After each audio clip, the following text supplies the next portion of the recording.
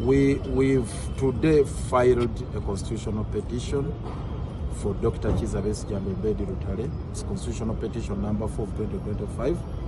We are seeking for a number of declaratory orders from the Constitutional Court on the propriety and the legality of the proceedings before the General Court. First of all, those proceedings and the criminal charges are rooted in violation of rights. The extradition process, which was never done in accordance with the law, because it was just rendition, repatriation without following the due process, without any competent court or court issuing an order in Kenya, and without also following the Extradition Act of Kenya and Uganda.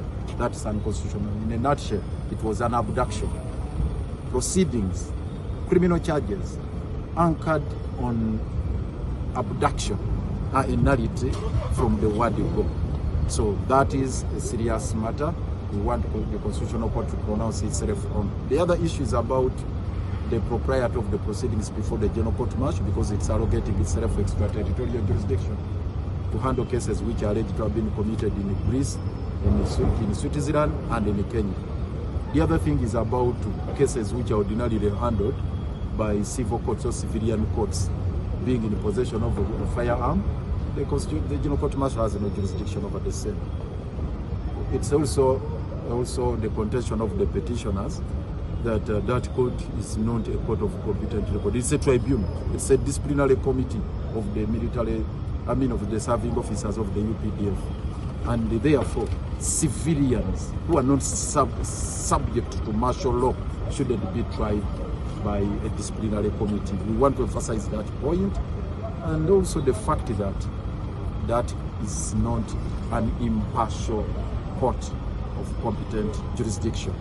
Their impartiality is in question because they are subservient to the High Command and also subject or amenable to orders of the High Command, which compromises their independence. One of the facts we have highlighted here is the threat issued by General Muhoozi that by 9th of June, Dr. Besigye will have been executed. Actually, he said on 9th June, that is Heroes Day, Dr. Besigye is going to be hanged in a guru, and that the tree is already identified where he's going to be tied and subjected or put to a firing squad.